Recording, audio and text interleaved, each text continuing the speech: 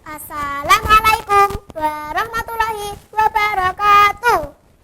Bapak dan Ibu yang saya hormati dan teman-teman yang saya cintai. Perkenalkan, nama saya Maida dari SDN Pajaran 1. Kali ini saya akan menceritakan sebuah cerita rakyat yang berasal dari Sumatera Barat, yaitu Malin Kundang.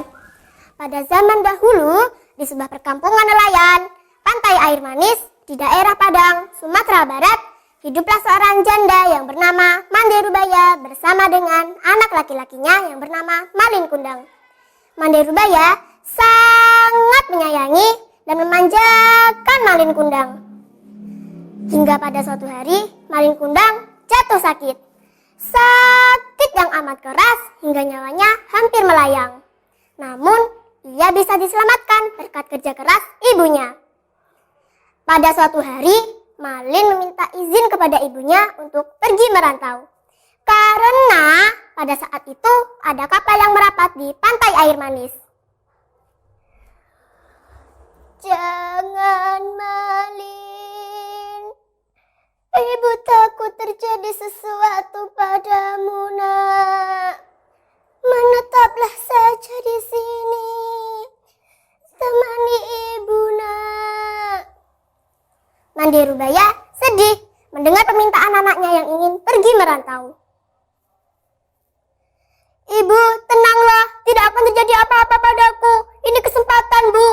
Tidak mungkin setahun sekali ada kapal yang merapat di pantai ini, Bu. Aku ingin mengubah nasib kita, Bu. Izinkanlah, kumohon. Baiklah, Ibu izinkan, nak. Tapi cepatlah kembali. Ibu akan selalu menunggumu, nak.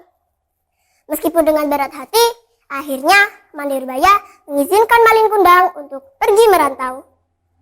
Hari-hari terus berlalu. Hari yang begitu lama bagi Mande Rubaya. Setiap pagi dan sore, ia menghadap ke laut. Sudah sampai mana kamu berlayar, nak? Mande Rubaya selalu mendoakan anaknya agar selamat dan cepat kembali.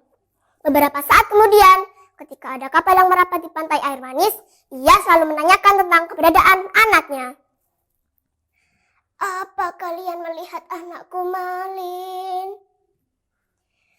Apa dia baik-baik saja? Kapan dia kembali? Namun, Mande Rubaya tidak pernah mendapatkan jawaban tentang keberadaan anaknya.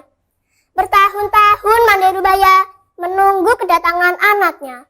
Hingga pada suatu hari, Mande Rubaya bertemu dengan seorang nahkoda yang dahulunya membawa Malin. Nahkoda itu membawakan berita gembira.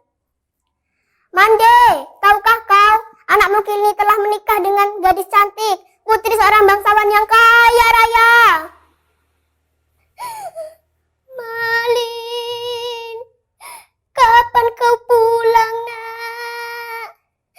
Ibu sudah semakin tua. Cepatlah kembali, nak. Mande Rubaya yakin bahwa anaknya akan kembali untuk menjemput.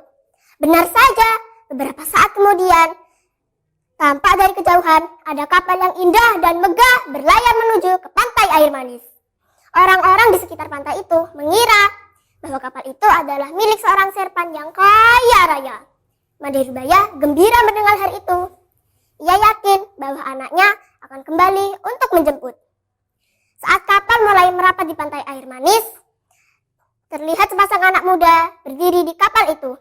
Pakaian mereka megawan, terkena sinar matahari, wajah mereka cerah, dihiasi dengan senyum karena sudah disambut dengan meriah. Mande Rubaya ikut mendekati kapal. Jantungnya berdebar keras karena melihat lelaki muda yang berdiri di kapal itu. Mande Rubaya sangat yakin bahwa lelaki muda itu adalah anaknya si Malin Kundang. Ia langsung memeluk erat, takut kehilangan anaknya lagi. Malin, apa ini benar kau, nak? Mengapa kau meninggalkan ibu, nak? Malin Kundang terkejut karena dipeluk oleh wanita yang berpakaian berpakaian compang-camping.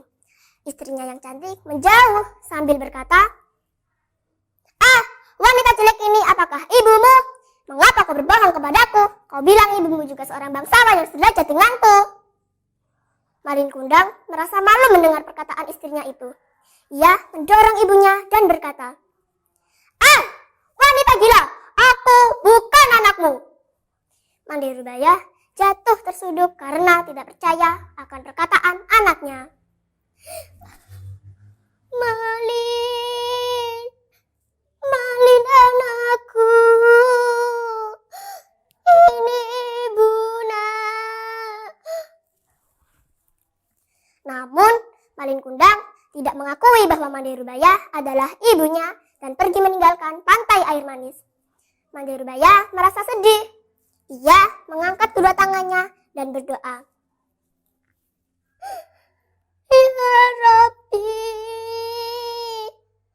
mengapa Malin menjadi seperti itu? Kutuklah dia ya Rabbi." Tiba-tiba langit yang awalnya cerah menjadi gelap. Hujan turun begitu deras hingga menghanyutkan kapal Malin Kundang. Malin Kundang hanyut sampai ke pesisir pantai. Tiba-tiba tubuh Malin Kundang merasa kaku. Ampun, Bu." Malin Kundang menjadi batu karena sudah durhaka pada ibunya. Jadi yang bisa kita ambil dari cerita ini adalah kita harus mematuhi orang tua, terutama ibu kita. Demikian cerita ini saya akhiri dengan salam. Wassalamualaikum warahmatullahi wabarakatuh.